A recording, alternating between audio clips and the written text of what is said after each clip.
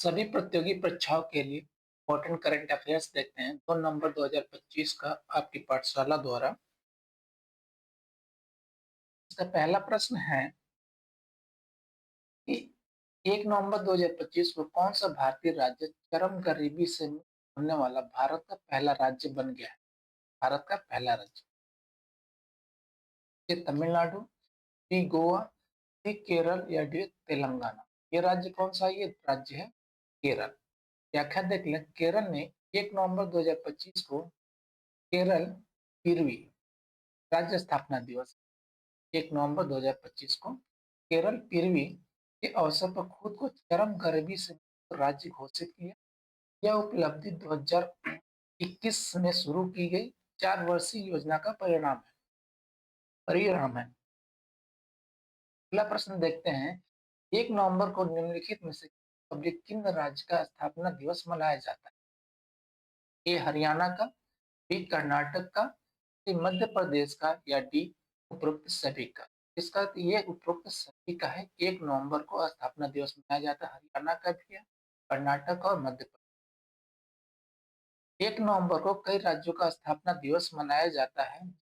केरल, कर्नाटक, हरियाणा, छत्तीसगढ़, मध्य प्रदेश, पंजाब और आंध्र प्रदेश शामिल है। अगला प्रश्न है। भारत ने पहली डिजिटल समुद्री मत्स्य पालन जनगणना यानी कि मैरीटाइम फिशरीज सेंसस 2025 की शुरुआत किस मंत्रालय द्वारा की गई है? ए वाणिज्य और उद्योग मंत्रालय द्वारा, पर्यावरण वन और जलवायु परिवर्तन मंत्रालय द्वारा, सी कृषि और किसान कल्याण मंत्रालय द्वारा या डी मत्स्य पालन पशुपालन और डेयरी मंत्रालय द्वारा शुरू की मत्स्य पालन पशुपालन और डेयरी मंत्रालय द्वारा यह पहली डिजिटल समुद्री मत्स्य पालन जनगणना शुरू की। व्याख्या देख लें। मत्स्य पालन पशुपालन और डेयरी मंत्रालय के राज्य मंत्री श्री जॉर्ज कुरियन ने राष्ट्रीय मत्स्य जनगणना की शुरुआत की। यह पूरी तरह से डिजिटल जनगणना होगी। अगला प्रश्न है। 1 नवंबर 2025 से भारत अपडेट नियमों के अपडेट नियमों में किए गए बदलावों के तहत अब कौन सी जानकारी ऑनलाइन अपडेट नहीं की जा सकती? आधार अपडेट के नियमों के नाम, बी पता, सी बायोमेट्रिक जानकारी, फिंगरप्रिंट, फोटो या डी जन्म तिथि। तो ये कौन सा ये है? ये बायोमेट्रिक जानकारी। इसको ऑनलाइन अपडेट नहीं किया जा सकता। इसको आपको सेवा केंद्र पर जाना पड़ेगा। व्याख्या देख लेते हैं। यूआईडीएआई ने नए नियमों के अनुसार के नियमों यूआईडीएआई के नए नियमों के अनुसार नाम, पता और जन्म तिथि जैसी जनसांख्यिकीय जानकारी ऑनलाइन अपडेट की जा सकती है, लेकिन बायोमेट्रिक जानकारी के लिए सेवा केंद्र पर जाना अनिवार्य होगा। अगला प्रश्न है। हाल ही में केंद्रीय स्वास्थ्य मंत्रालय ने महिलाओं और निवारक स्वास्थ्य देखभाल को बढ़ावा देने के इस अभियान के तहत 3 गिनीज वर्ल्ड रिकॉर्ड बनाए। ए मिशन शक्ति अभियान के तहत, स्वास्थ्य स्वस्थ नारी सशक्त परिवार अभियान के तहत, सी बेटी बचाओ बेटी पढ़ाओ पढ़ाओ अभियान के तहत या डी पोषण अभियान के तहत 3 गिनीज वर्ल्ड रिकॉर्ड बनाए। किसके तहत ये बनाए हैं? स्वस्थ नारी सशक्त परिवार अभियान के तहत वर्ल्ड रिकॉर्ड बनाए हैं। व्याख्या देख लेते हैं। स्वस्थ नारी सशक्त परिवार अभियान महिलाओं और निवारक स्वास्थ्य यानी प्रिवेंटिव हेल्थ पर केंद्रित है, जिसमें 3 गिनीज वर्ल्ड रिकॉर्ड बनाकर महिलाओं के स्वास्थ्य के प्रति जागरूकता बढ़ाई गई है। अगला प्रश्न है। न्यायमूर्ति बी आर गवई के कार्यकाल समाप्त होने के बाद भारत के 53वें मुख्य न्यायाधीश के रूप में नियुक्त किया गया। ए न्यायमूर्ति डी वाई चंद्रचूड़ को, बी न्यायमूर्ति यू ललित को, सी न्यायमूर्ति सूर्यकांत को या डी न्यायमूर्ति। तो ये तो पहले रह चुके हैं न्यायमूर्ति, मतलब चीफ जस्टिस ऑफ इंडिया। अब किसको नियुक्त किया गया? न्यायमूर्ति सूर्यकांत को चीफ जस्टिस ऑफ इंडिया नियुक्त किया गया है। और ये कौन है? ये 53वें न्यायाधीश नियुक्त किया गया। न्यायमूर्ति सूर्यकांत 24 नवंबर 2025 को न्यायमूर्ति बी आर गवई कार्यकाल कार्यकाल समाप्त होने के बाद भारत के 53वें मुख्य न्यायाधीश के रूप में पदभार ग्रहण करेंगे। अगला प्रश्न है, प्रधानमंत्री नरेंद्र मोदी ने दिवस समारोह की अध्यक्षता की जिसे सरदार वल्लभ भाई पटेल की 150वीं जयंती के अवसर पर मनाया गया। ए किसान दिवस की, बी एकता दिवस की, सी राष्ट्रीय एकता दिवस की या डी राष्ट्रीय सुरक्षा दिवस की। तो इसमें ये राष्ट्रीय एकता दिवस की अध्यक्षता की थी। Option C. 31 अक्टूबर को सरदार वल्लभ भाई पटेल की जयंती को राष्ट्रीय एकता दिवस के रूप में मनाया जाता है। 2025 में यह उनकी 125वीं। अगला प्रश्न है, 1 नवंबर 1954 को भारत, और एक बार देख लेते हैं प्रश्न। 1 नवंबर 1954 को किस भारतीय क्षेत्र को फ्रांसीसी शासन से मुक्ति मिली जिसे पंडुचेरी मुक्त दिवस के रूप में मनाया जाता है। ए दमन, ए गोवा को, बी दमन और दीव को, दादर और नगर हवेली को या डी पुडुचेरी पंडिचेरी को। ऑप्शन कौन सा है ये? ऑप्शन है, ऑप्शन है डी पुडुचेरी। 1 नवंबर 1954 को फ्रांसीसी इलाके भारतीय संघ को सौंप दिए गए जिसे 138 वर्ष के फ्रांसीसी शासन का अंत हो गया। इस को पुडुचेरी मुक्ति दिवस के रूप में मनाया जाता है। अगला प्रश्न है, भारत और गूगल ने कंपनी के जी यूजर्स को 18 महीने फ्री एआई प्रो प्लान के लिए साझेदारी की घोषणा। ए एयरटेल के साथ, बी पीआई के साथ, सी रिलायंस इंडस्ट्री लिमिटेड के साथ या डी टाटा कम्युनिकेशन के साथ। कौन सी ये रिलायंस इंडस्ट्रीज के साथ क्या है साझेदारी की। और भारत और गूगल ने किस कंपनी जियो यूजर्स को, ठीक है, जियो यूजर्स दे या फिर रिलायंस। रिलायंस इंडस्ट्री लिमिटेड और गूगल ने जियो यूजर्स के लिए एआई प्रो प्लान मुफ्त में उपलब्ध कराने के लिए साझेदारी की है। अगला प्रश्न, भारत को 2026-28 की अवधि के लिए संयुक्त राष्ट्र की किस निकाय के लिए निर्विरोध चुना गया है। ए संयुक्त राष्ट्र सुरक्षा परिषद के लिए, बी संयुक्त राष्ट्र मानवाधिकार परिषद के लिए, सी अंतर्राष्ट्रीय न्यायालय के लिए या डी संयुक्त राष्ट्र आर्थिक और सामाजिक परिषद के लिए। इसके लिए चुना गया ये संयुक्त राष्ट्र, ऑप्शन बी है संयुक्त राष्ट्र मानवाधिकार परिषद के लिए निर्विरोध चुना गया किसको 2026 और 28 के लिए भारत को। भारत को 2026-28 के कार्यकाल के लिए संयुक्त राष्ट्र मानवाधिकार परिषद यानी कि यूएनएचआरसी के लिए निर्विरोध चुना गया है। अगला प्रश्न है, हाल ही में राष्ट्रपति द्रौपदी मुर्मू किस वायुसेना स्टेशन पर राफेल लड़ाकू विमान में उड़ान भरी। ए हिंडन वायु स्टेशन से, बी पठानकोट वायु स्टेशन से, सी अम्बाला वायु सेना स्टेशन या डी जोधपुर वायु सेना स्टेशन से। तो कहाँ से ये उड़ान भरी इन्होंने राष्ट्रपति मुर्मू, द्रौपदी मुर्मू? ये भरी अम्बाला वायु स्टेशन, राफेल लड़ाकू विमान उड़ान भरी। व्याख्या देख लिया, राष्ट्रपति द्रौपदी मुर्मू अम्बाला वायुसेना स्टेशन पर राफेल लड़ाकू विमान में उड़ान भरी। ऐसा करने वाली वह भारत की तीसरी राष्ट्रपति, और ये तीसरी राष्ट्रपति। अगला प्रश्न है, भारत के पश्चिमी सीमांत प्रांत में अक्टूबर 2025 में आयोजित त्रिसेवा सैन्य अभ्यास यानी थल सेना, नौसेना और वायुसेना का नाम क्या था। ए युद्ध अभ्यास, बी त्रिशक्ति प्रहार, सी समुद्र शक्ति या डी वायु शक्ति। इसका नाम था ये त्रिशक्ति प्रहार।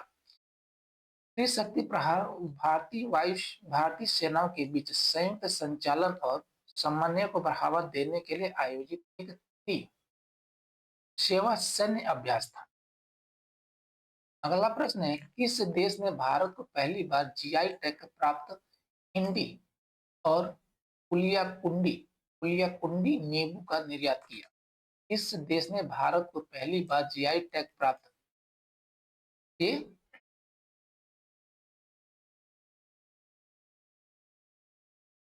कौन से जीआई टैग प्राप्त इंडी और पुलियाकुंडी नींबू का निर्यात किया। ए अमेरिका को, बी जर्मनी को, सी इंग्लैंड को या डी फ्रांस ने?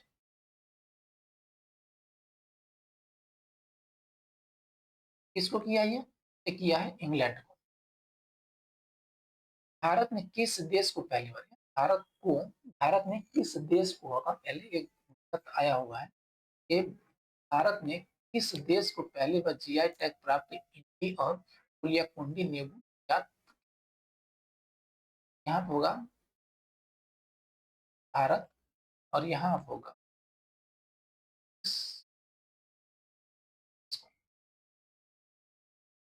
व्याख्या देख लेते हैं। भारत ने पहली बार भौगोलिक संकेत जीआई टैग प्राप्त इंडी और कुलियाकुंडी नींबू का निर्यात इंग्लैंड को किया है, जो भारतीय कृषि उत्पादों का वैश्विक पहचान को बढ़ाता है। अगला प्रश्न है, हिंद प्रशांत क्षेत्रीय संवाद यानी कि IPRD 2025 का 3 दिवसीय आयोजन किस शहर में संपन्न हुआ? ए मुंबई में, बी विशाखापट्टनम में, सी चेन्नई में या डी नई दिल्ली में? कहा तो किसका हुआ इसका आयोजन? इसका आयोजन हुआ नई दिल्ली। हिंद प्रशांत क्षेत्रीय संवाद 2025 का आयोजन नई दिल्ली में हुआ, जिसका उद्देश्य प्रशांत क्षेत्र में समुद्री सुरक्षा और सहयोग को करना है।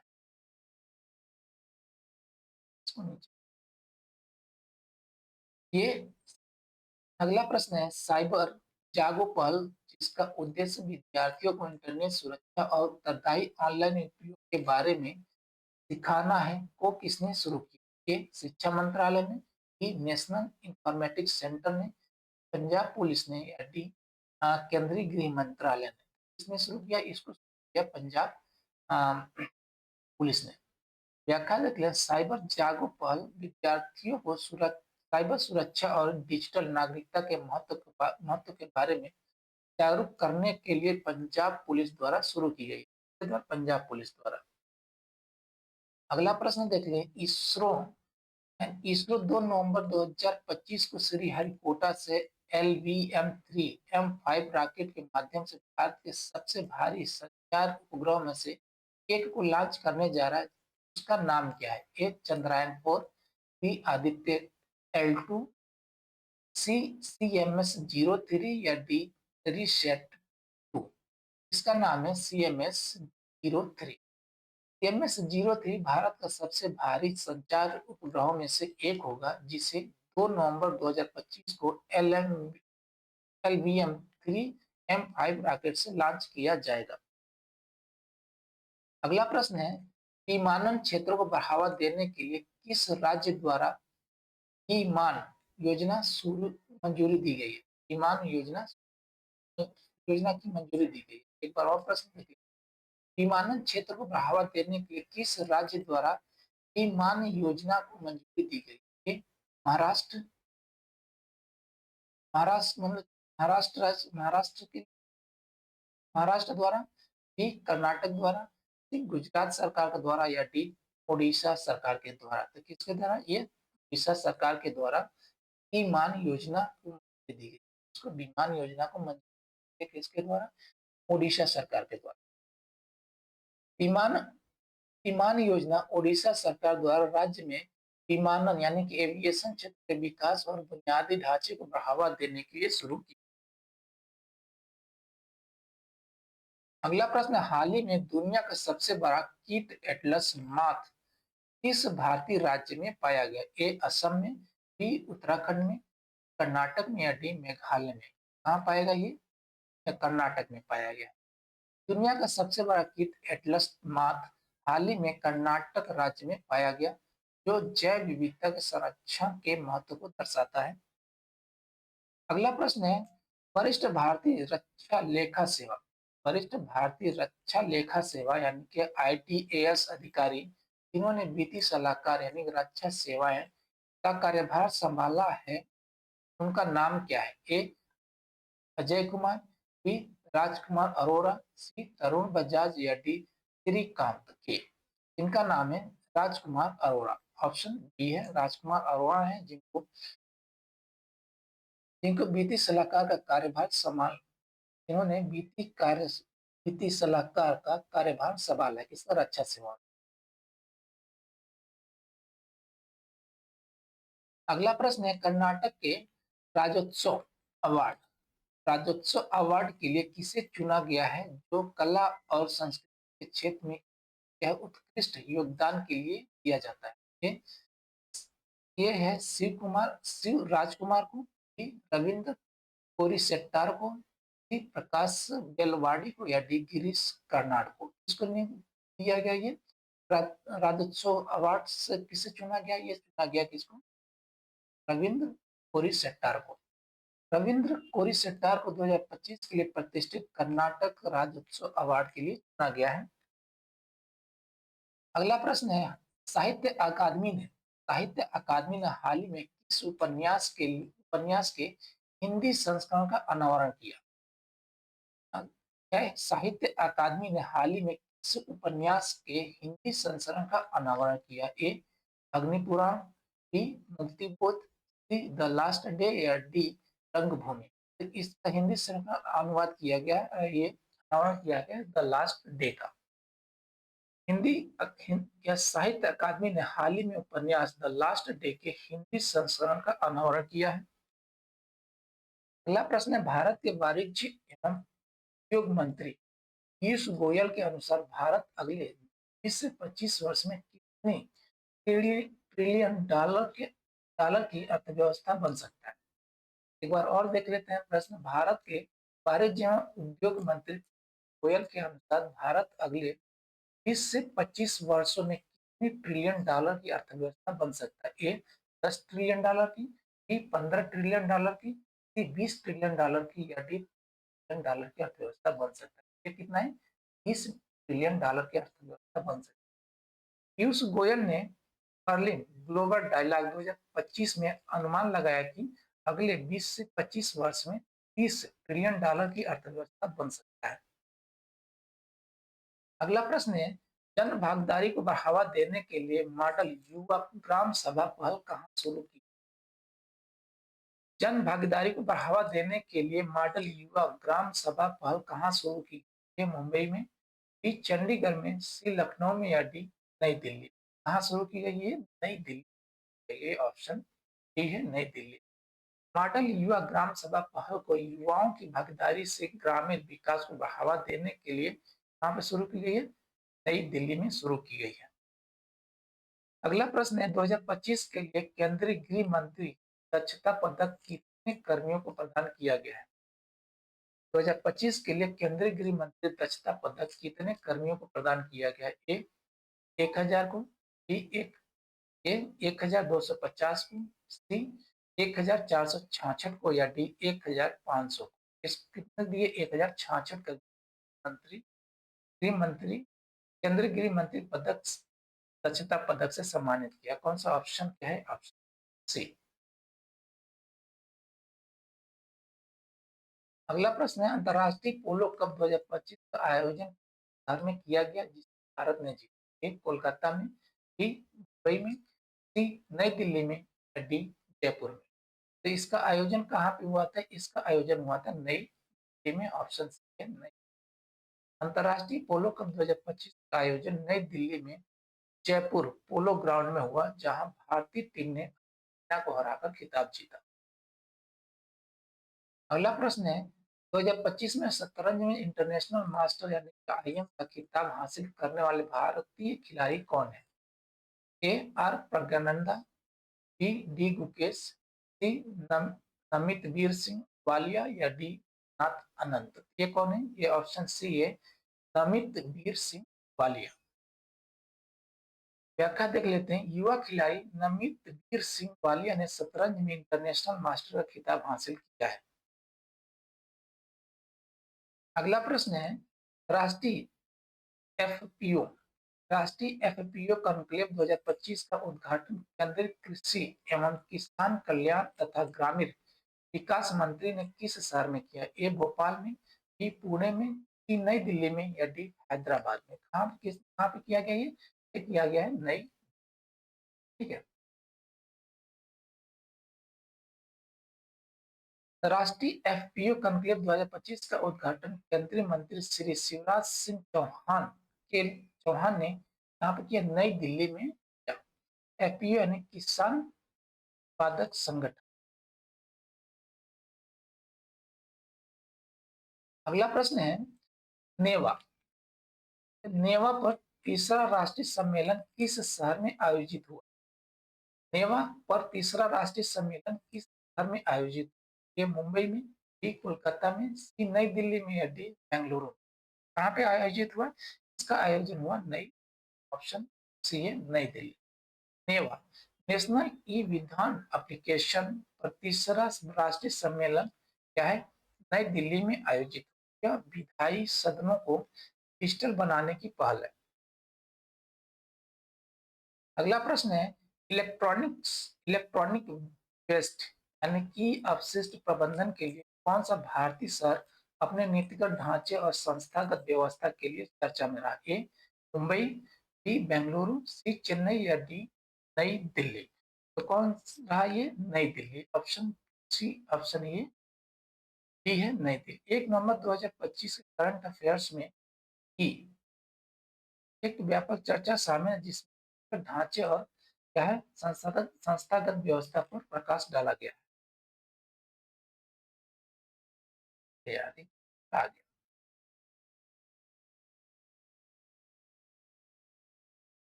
अगला प्रश्न है नौरादेही।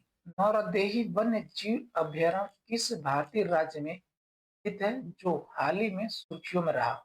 ए राजस्थान में, बी उत्तर प्रदेश में, सी मध्य प्रदेश में या डी महाराष्ट्र में? तो कौन सा ये? मध्य प्रदेश में। नौरादेही नौरादेही वन्य जीव अभ्यारण्य मध्य प्रदेश के 3 जिलों सागर, मदोह और नरसिंहपुर में फैला हुआ है और इसे 1975 में वन्य जीव अभ्यारण्य घोषित किया गया था। कुछ इंपॉर्टेंट डे देख लेते हैं अक्टूबर का। 1 अक्टूबर को अंतर्राष्ट्रीय वृद्धजन दिवस मनाया जाता है। 2 अक्टूबर को गांधी जयंती मनाई जाती है। 2 अक्टूबर को ही अंतर्राष्ट्रीय अहिंसा दिवस मनाया जाता है। 5 अक्टूबर को विश्व शिक्षक दिवस। 8 अक्टूबर को भारतीय वायुसेना दिवस मनाया जाता है। 9 अक्टूबर को विश्व डाक दिवस मनाया जाता है। 10 अक्टूबर को विश्व मानसिक स्वास्थ्य दिवस मनाया जाता है। 11 अक्टूबर अंतर्राष्ट्रीय बालिका दिवस मनाया गया। 15 अक्टूबर को विश्व छात्र दिवस मनाया गया। किसके उपलक्ष्य में? ये डॉक्टर APJ अब्दुल कलाम की जयंती के उपलक्ष्य में मनाया गया 15 अक्टूबर को विश्व छात्र दिवस।